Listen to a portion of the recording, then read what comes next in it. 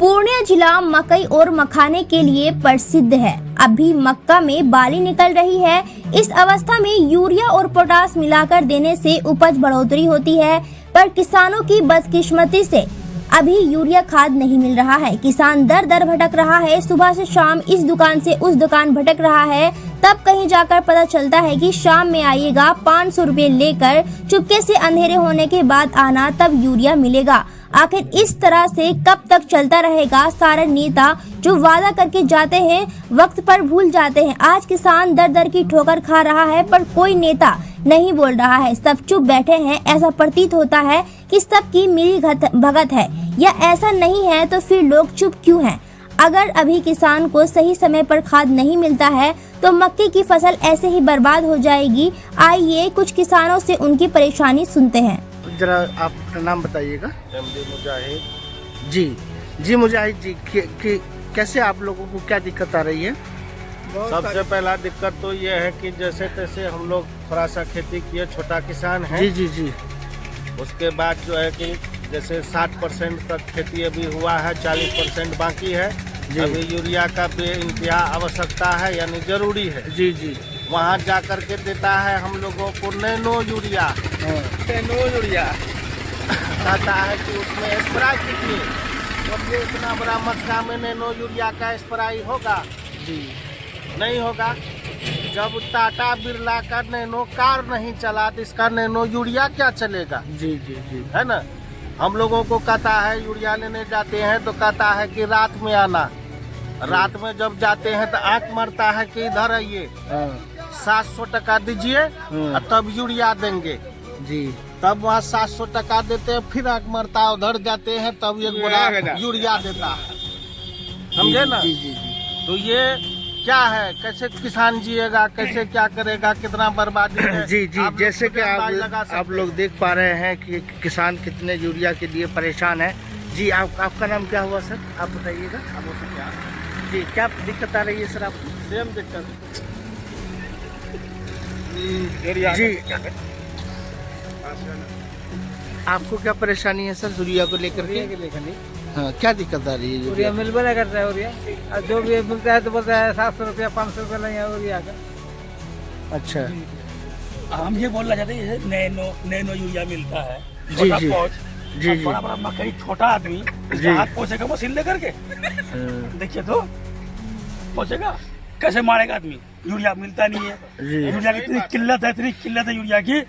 800 का बोरा दे रहा है। पैसा हो तो लो, जो यूरिया की 350 का है वो यूरिया 800 की बिक रहा है।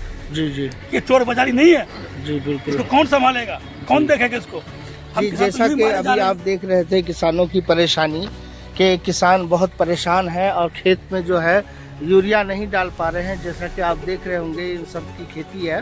जी मुखिया जी, मैं आपसे ये जानना चाहता हूँ कि अभी किसान परेशान है, इनको यूरिया नहीं मिल पा रहा है, क्या इसकी कुछ जानकारी आप दे सकते हैं? हाँ बिल्कुल, इसकी जानकारी है। अभी किसान परेशान है। अभी दरअसल झंडी पर मक्का है, उसको यूरिया और पोटास मिला के जड़ में डालना है, जिससे भुट्टा अभी अवस्था में है मक्का। जी ये बहुत जरूरत है अभी यूरिया का, लेकिन यूरिया अभी क्राइसिस है, मार्केट में यूरिया नहीं है। अगर है भी कहीं पर तो वो छुपा के बेचता है और चुनिंदा कस्टमरों को ही दे रहा है। जी रात में बुलाता है ऐसे कस्टमरों को जो 500 रुपए 400 रुपए लेके यूरिया, जो अभी तक मालूम हुआ है किसानों से हम लोगों को। और दूसरा ये है कि एक नैनो यूरिया चला हुआ है, डब्बा वाला यूरिया। सबके पास वही यूरिया है और वही यूरिया सब किसान को थमाता है। लेकिन जिस मक्का का हाइट हो गया है 5 फुट 6 फुट, उसमें स्प्रे कैसे होगा? तो एक तरफ सरकार कह रही कि यूरिया का कहीं दिक्कत नहीं, लेकिन जमीनी हकीकत ये है कि यूरिया का हाहाकार मचा हुआ है। अभी सारा मकई झंडी पर है। सभी मकई में अभी पछिया चल रहा है और सब में पानी डाल रहा है, और पानी चलाने के तुरंत बाद यूरिया और पोटास डालना है उसमें, तभी मकई का अच्छा पैदावार हो सकेगा। लेकिन यूरिया नहीं मिलने से किसान परेशान है। और आज जो है हम अपने सांसद साहब को भी मैसेज किए हैं, वर्तमान जो हमारे सांसद पप्पू यादव हैं उनको भी मैसेज किए हैं। अभी विधायक अफाक आलम साहब जो हमारे पूर्व मंत्री हैं उनको भी बोले हैं। बीओ साहब को फोन किए हैं, यूरिया का क्राइसिस है और ध्यान रखा जाए।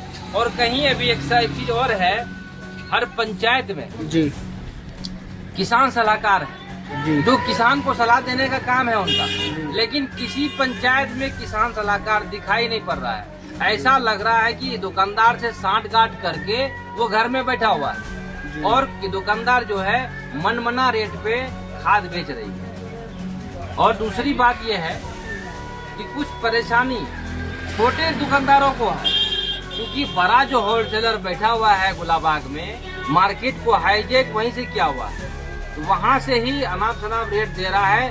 जो निचला दुकानदार, जिसको रिटेलर बोलते हैं हम लोग, गांव देहात चौक चौराहे के दुकानदार जो है, वो लोग जो है हाईजेक हो गया है, तो सही रेट में माल नहीं बेच रहा है। तो हमारा मांग है, हम इसी माध्यम से अपने सांसद और अपने विधायक जी से कहना चाहेंगे कि इस पर बहुत सख्त से सख्त निर्देश दिया जाए, ताकि किसान सलाहकार जो है अपने अपने पंचायत में घूम के जो किसान को जरूरत है यूरिया, दुकान पे बैठ के यूरिया बंटवाने का काम किया जाए। जी बिल्कुल, ठीक है। दिक्कत आ रही है आप लोगों को दिक्कत आ यूरिया को रही है कि लेकर के? यूरिया खाद नहीं मिल रही है। जी जो मिलता है पहला 500 का बड़ा सामने आइए ले जाइए ब्लैक से। जी जी, क्या दिक्कत आ रही है यूरिया को तो लेकर? वही यूरिया का है, 500 रुपया में मिलता है ब्लैक से, वो भी शाम में मिलता है पकड़ सकते में।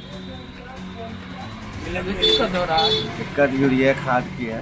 जी जहाँ भी जाते हैं, जिस दुकान में भी जाते हैं, तो 500-600 का मांग करता है, वो भैया आइए चुपके ले जाइए। जी, जैसा कि आप लोग सुन पा रहे हैं किसानों से कि इनका कहना है कि यूरिया लेने जब भी हम कहीं दुकान पे जाते हैं तो यूरिया जो है शाम को मिलता है, और जो कीमत है उस कीमत से अधिक दाम पर हम लोगों को यूरिया दिया जाता है, और वो भी मतलब मार्केट के अंदर जो है अवेलेबल नहीं है। और उसके बावजूद अगर हम लोग खरीदने जाते हैं तो अनाप शनाप रेट में हम लोगों को यूरिया दिया जाता है। क्या भाई, क्या कहना चाहेंगे इस बारे में आप?